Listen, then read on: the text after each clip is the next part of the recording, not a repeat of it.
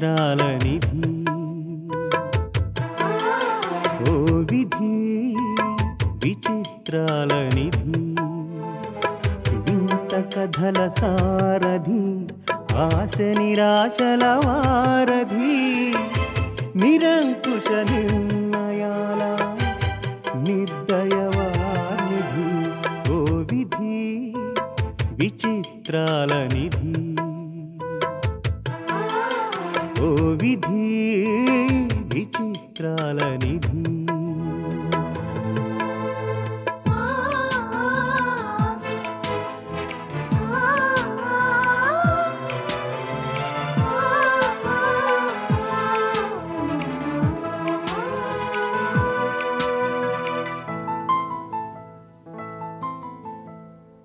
అన్నీ ఉన్నాయనిపిస్తూనే అందకుండా చూస్తావు సంపదలెన్నో ఇచ్చి సంతోషం మాత్రం దాచేస్తావు కోరికలని ఉరి తీయాలని నీకెంతో ఉబలాటం ప్రాణాలతో చెలగాటం నీకు చేతివాటం ఓ విధి విచిత్రాల నిధి ఓ విధి విచిత్రాల నిధి తన కొడుకే తనకు వ్యతిరేకంగా కోర్టుకెళ్తానంటే ఏ తల్లికైనా బాధగానే ఉంటుంది కదా. మీరొచ్చిన సంగతి చెప్పాను, కాసేపు వెయిట్ చేయండి. ఈలోపు మేడం రాకపోతే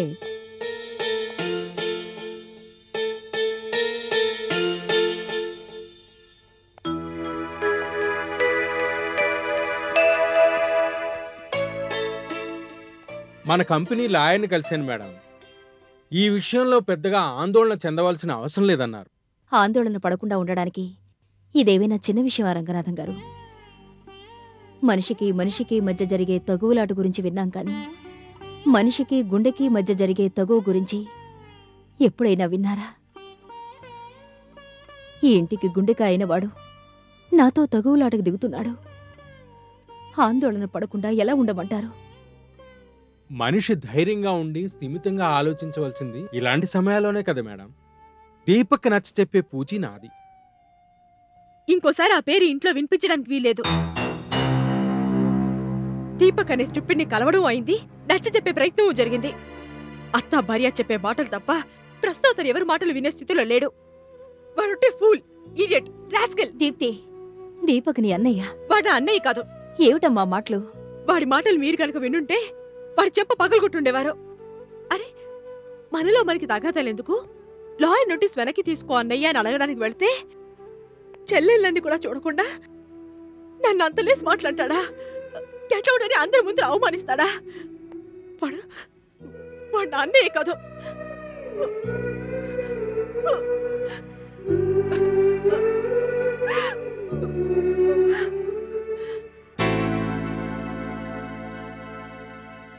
వాడికైనా ఆస్తి మీద హక్కుంది? వాడికైనా లా గురించి, లాయర్ల గురించి, కోర్టుల గురించి తెలిసింది? ఆస్తి మీద హక్కు నాకు ఉంది. నారాయణ కూతురుగా నాకు పౌరుషం ఉంది. వ్యవహారం ఇంతవరకు వచ్చాక మనం మాత్రం ఎందుకు వెనక్కి తగ్గాలి? కోర్టులో కేసు వేయాల్సిందే, వాడిని కూడా అందరి ముందు అవమానించాల్సిందే. అమ్మా దీప్తి,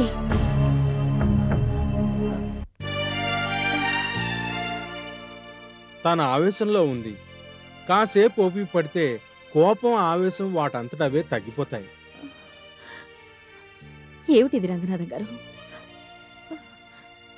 నా చుట్టూ ఏం జరుగుతుంది? ఇలాంటివి చూస్తూ ఉండడం కోసమా నేనింకా బతుకుంది? ఈ గొడవలు, అవమానాలు చూస్తూ భరించడం నా వల్ల కాదు. దీపక్ అడిగిన అడక్కపోయినా ఈ ఆస్తిలో అతనికి వాటా ఉంది. ఈ గొడవ చిలికి చిలికి గాలివాన కాకముందే ఈ ఆస్తిని 2 భాగాలుగా చేసి ఇద్దరికి ఇచ్చేస్తాను. ఇవ్వాలని మీకు మనసులో ఉన్నా పరిస్థితులు అందుకు సహకరించకపోవచ్చు. నారాయణరావు గారి ఆస్తి మొత్తం మీ పేరున వీలునామా రాశారు. మీ తదనంతరం మాత్రమే ఆస్తి పిల్లలకు చెందుతుంది.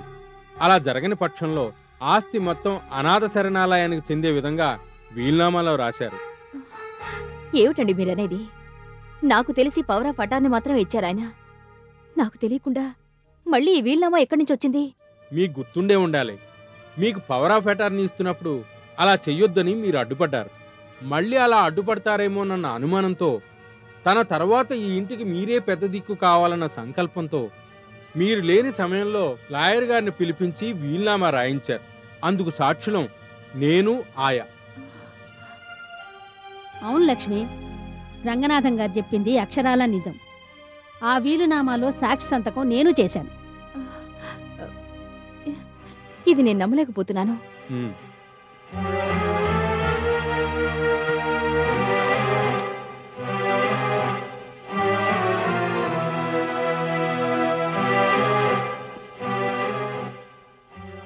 కొన్ని నమ్మకాలు రుజువులను కోరతాయని తెలుసు. అందుకే లాయర్ గారు వీల్నామా కాపీ ఒకటి భద్రంగా మీకు అందజేయమని పంపారు.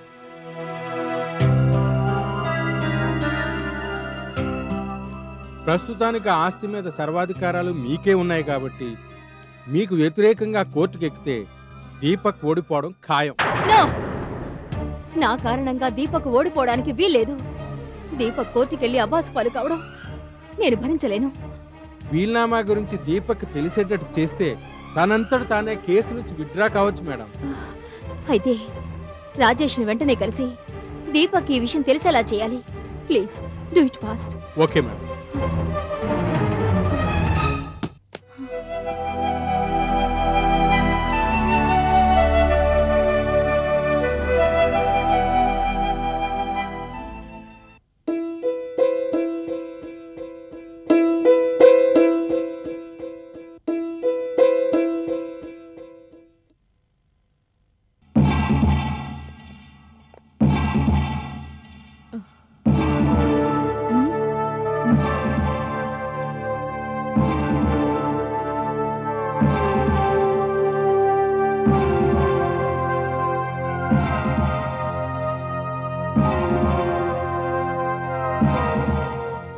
దీపక్, దీప్తి గురించే నువ్వింకా బాధపడుతున్నట్టున్నావు కదూ. ఆ ఆవేశంలో నేను కూడా ఏదో అనేసినట్టున్నాను. నేను కొంచెం నెమ్మదిగా మాట్లాడి ఉండాల్సింది. ఎంత కాదనుకున్నా తను నీ చెల్లెలు కదా. అది నా చెల్లెలా? నిజంగా నాకు తోడబుట్టిందైతే అలా మాట్లాడుతుందా? అదేంటి బాబు అలా అంటావు? అవునంటీ, అది నాతో మాట్లాడాల్సిన పద్ధతి అదేనా? ప్రశ్నించవలసింది నీ చెల్లెలు పద్ధతిని కాదు, ఆమెను అడ్డం పెట్టుకుని లక్ష్మి ఆడుతున్న నాటకాన్ని. తను రావడానికి ధైర్యం చాలక నీ చెల్లెలకి కీ ఇచ్చి పంపించింది. ఆస్తితో పాటు నీ చెల్లెల్ని కూడా నీకు కాకుండా చేయాలని చూస్తోంది. ఎంత కాదనుకున్నా దీప్తి నీకు చెల్లెలు కాకుండా పోతుందా? వింతగా ఉందాంటీ. ఏంటి? ఆ ఇంటితో, ఆ ఇంట్లో ఉన్న వాళ్లతో ఎలాంటి సంబంధాలు పెట్టుకోవద్దని చెప్పిన మీరే ఇవాళ నా చెల్లెలు నాకు కాకుండా పోతున్నందుకు బాధపడుతున్నారా? ఆ రోజు ఆ కండిషన్ ఎందుకు పెట్టవలసి వచ్చింది? కేవలం లక్ష్మి అనే పని మనిషి మీ ఇంటికి పెద్దగా ఉంది కాబట్టి. ఆమె గనక నీకు మాకు అడ్డుగా లేకపోతే భార్గవి కోడల హోదాలో మీ ఇంట్లో ఉండవలసింది కాదు? అవును దీపక్, మీ అమ్మకు మా మమ్మీ మీదున్న కక్ష కారణంగా నన్నేమైనా చేస్తుందన్న భయంతోనే నువ్వు నేను ఇక్కడే ఉండేట్టు ఏర్పాటు చేసింది మమ్మీ. నేను నీ వెంట ఉంటే అప్పుడేం చేస్తుందట ఆ లక్ష్మీదేవి గారు? నువ్వు వెంట ఉంటే భార్గవిని ఆ దేవుడు కూడా ఏం చేయలేడు దీపక్. ఆ నమ్మకం నాకుంది. కానీ నువ్వు ఇంట్లో లేనప్పుడు అన్నం పెడతాను రమ్మని అందులో విషయం కలిపితే నా బంగారు తల్లి ఏం కాను? సైట్ సీయింగ్ అని బయటకు తీసుకెళ్లి అమాయకురాలైన నా కూతుర్ని ఏ నదిలోనూ తోసేస్తే ఏమిటి దిక్కు? నో! అలాంటి పనులు నీకు నాకు అమానుషంగా అనిపించచ్చు బాబు, కానీ బతక నేర్చిన ఆ బజారు మనిషికి అవి పుట్టుకతో వచ్చినవి. అలాంటి వ్యక్తి నా తల్లిని చెప్పుకోవడానికి సిగ్గుపడుతున్నానంటే. చిన్నతనంలో తన అమ్మ అన్నావంటే ఏదో తెలియనితనంలో అన్నావనుకుందాం. ఊహ తెలిసాకైనా అలా పిలవడం మానేయాల్సింది. పోనీ పిలిచినా కొంచెం డిస్టెన్స్ మెయింటైన్ చేయాల్సింది. పోనీ చెయ్యకపోయినా నీకు మైనారిటీ తీరిన వెంటనే ఆస్తి వ్యవహారాలన్నీ నీ చేతికి తీసుకోవాల్సింది. ఇప్పుడు చూడు ఏమైందో. ఎవరో ఎక్కడ పుట్టిందో తెలియని ఒక పని మనిషి పెత్తనం అంతా తను చెలాయిస్తూ నిన్ను నీ చెల్లెల్ని ఆట బొమ్మల్లా ఆడించాలని చూస్తోంది. ఆమె ఆడించినట్టు దీప్తి ఆడుతుందేమో గానీ మన దగ్గర ఆటలేం సాగవు. అందుకేగా ఆవిడ మీద సవాలు విసిరి కోర్టుకు లాగుతున్నావు. మామూలుగా అయితే తెగేదాకా లాక్కూడదంటారు, కానీ ఇప్పుడు మనం లాగేది తెగడానికే, నీ ఆస్తి నీకు దక్కడానికే. ఎస్.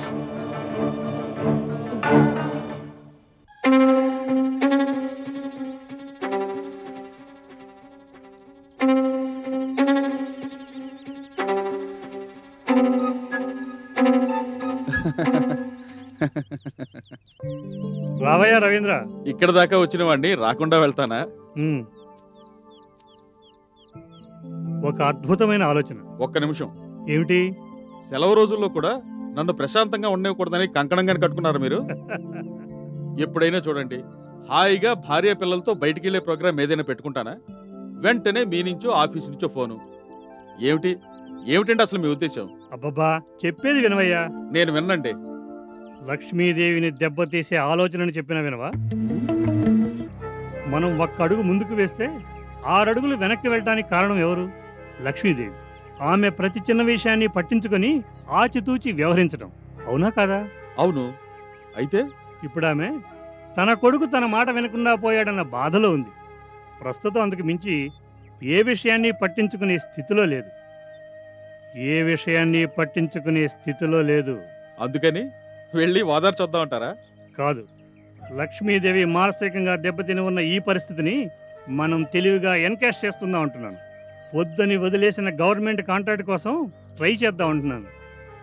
ఎలా ఉంది ఆలోచన? లక్ష్మీదేవి డిస్టర్బ్గా ఉంది సరే, కానీ ఆవిడ దగ్గర పనిచేసేవాళ్ళు యాక్టివ్గానే ఉన్నారు కదా. ఎంత యాక్టివ్గా ఉన్నా ప్రతి అడుగులోనూ ఆమె సలహా సంప్రదింపులు వాళ్ళకు అవసరం.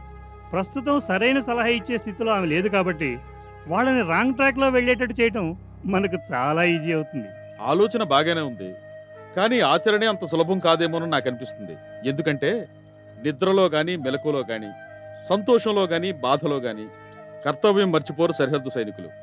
సరిగ్గా అటువంటి క్రమశిక్షణే లక్ష్మీదేవి పాటిస్తుంది. ఎంత క్రమశిక్షణ పాటించినా ఆమెను ఏమార్చడం ఏమంత కష్టం కాదు అంటున్నాను. ఇంతకీ ఏమంటారు మీరు?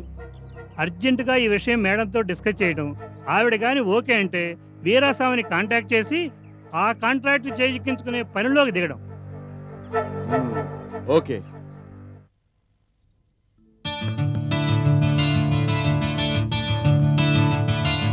Mummy check. Hi Rajesh. Hi. Mummy, ఇతను రాజేష్ అని దీపక్ ఫ్రెండ్. ఐసీ. కూర్చో రాజేష్. దీపక్తో చిన్న పనుండి వచ్చాను. ఏదో పనుందని దీపక్ బయటికి వెళ్ళాడు. అలాగా? ఇప్పుడు వచ్చేస్తాడా? కొంచెం లేట్ అవ్వచ్చు. కూర్చో బాబు. దీపక్తో ఏం పని? ఓ ముఖ్యమైన విషయం గురించి మాట్లాడదామని వచ్చానంటీ. ఏమిటో అంత ముఖ్యమైన విషయం? పర్వాలేదు రాజేష్, మా మధ్య రహస్యాలేమీ లేవు. నువ్వు ధైర్యంగా మా మమ్మీతో మాట్లాడొచ్చు. దీపక్ వచ్చాక అతనితో చెప్తాం. అదే, ఆస్తి విషయంలో తను కోర్టుకెళ్తానంటున్నాడు కదా, అలా వెళ్ళినా ప్రయోజనం ఉండదు. ఏ? ఎందుకని? దీపక్ వాళ్ళ ఫాదర్ చనిపోయే ముందు తనకు సంబంధించిన ఆస్తిపాస్తుల మీద సర్వాధికారాలు లక్ష్మీదేవి గారికి ఇస్తూ వీలునామా రాశారు. కోర్టుకెళ్తే అనవసరంగా పరువు పోగొట్టుకోవడం తప్ప మరే ప్రయోజనమూ ఉండదు. ఈ వీలునామా సంగతి నీకెలా తెలుసు? లక్ష్మీదేవి గారు చెప్పారు. అది అసలు సంగతి. చూడు బాబు రాజేష్, తండ్రి తర్వాత ఆస్తి కొడుక్కొస్తుంది. పసిపిల్లాన్ని అడిగినా ఈ విషయం చెప్తాడు.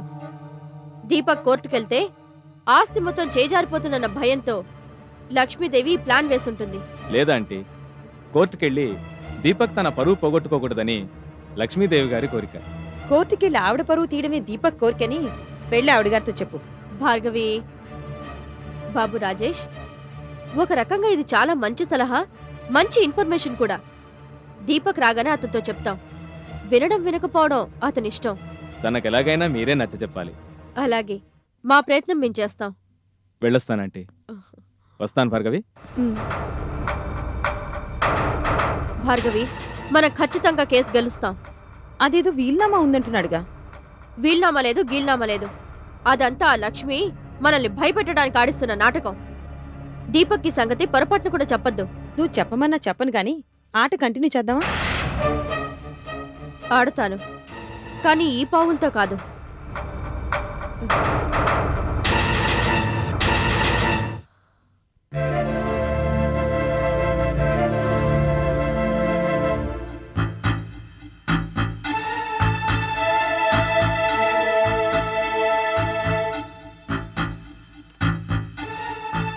Hello aunty. నీకు నూరేళ్ళు బాబు, రా.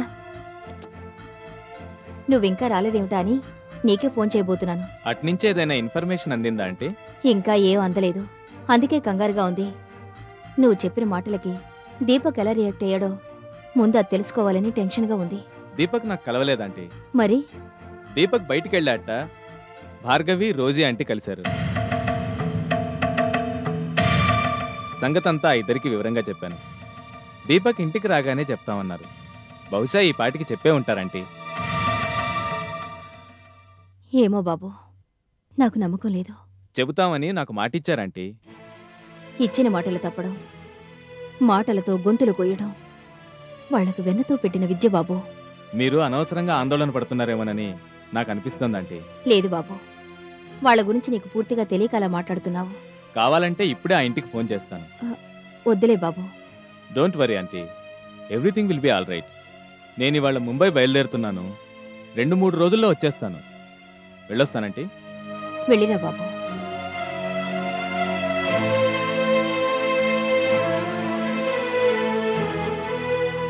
చూడండి లాయర్ గారు, ఆ కేసు గెలిచాను, ఈ కేసు గెలిచాను అని ఎన్నిసార్లు చెప్తారు? ఎన్ని కేసులు గెలిచినా దేని ప్రత్యేకత దాంది. ఏమంటారు? అవును అవును, ఈ వివరాలన్నీ ఇదివరకే స్వయంగా నేనే మీతో చెప్పాను. మళ్ళీ అవన్నీ మీరు స్వయంగా కనుక్కున్నట్టు నాకు చెప్తారే? ఇవన్నీ కాదండి. కేసు ఫైల్ చేస్తారా లేదా ముందా సంగతి చెప్పండి. Very good, very good. మనకు కావాల్సింది అదే. చూడండి, మీరేం చేస్తారో నాకు అనవసరం. ఈ కేసులో మాత్రం మనమే గెలిచి తీరాలి. లక్ష్మీదేవి బతుకు బజార్న పడాలి. దాని పరువు మంట కలవాలి. That's all. రవీంద్ర గారు మిమ్మల్ని కలిసారా? ఓకే, మిగతా సంగతులు ఏమైనా ఉంటే తర్వాత మాట్లాడుకుందాం. ఓకే బేబీ, కోర్టులో కేసు ఫైల్ చేశారట. Wonderful mummy. ఇలాంటి కేసెస్లో ఆరితేరినవారు కాబట్టి ఫైనల్ గా రాబోయే జడ్జిమెంట్ ఎలా ఉంటుందో కూడా ఇప్పుడే చెప్పేస్తున్నారు లాయర్ గారు. అలాగా? అయితే ఆ లాయర్ గారిని కొంచెం అనుమానించాల్సిందే. ఏ? ఎందుకని? గెలిచే లాయర్లెవరూ అలా మాట్లాడరు. అతను ఎవరనుకుంటున్నావు? ఆస్తి తగాదాల్లో స్పెషలిస్ట్, పెద్ద పేరున్న లాయర్. ఎంత పేరున్నా ఎప్పటికప్పుడు చిన్న చిన్న డోసులు ఇస్తూనే ఉండు. ఇలాంటి వ్యవహారాల్లో ఓవర్ కాన్ఫిడెన్స్ అస్సలు పనికిరాదు. అప్పటికి లైట్ డోస్ ఇస్తున్నావు, గమనిస్తున్నానులే. ఇక మొదలవుతుంది బేబీ అసలు సిసలైన యుద్ధం. దీపక్ ఒకడే సైనికుడు. అతను ఏమాత్రం అటు ఇటు మాట్లాడినా వ్యవహారం మొత్తం రసాబాస్ అవుతుంది. కేసు విషయంలో అతని మనసు మారకుండా చూడు. అటువంటి సందేహాలు ఏమైనా ఉంటే వెంటనే వాటిని బ్రెయిన్ లోంచి ఎరేజ్ చేసే మమ్మీ. నీ మీద నాకు పూర్తి విశ్వాసం ఉంది బేబీ.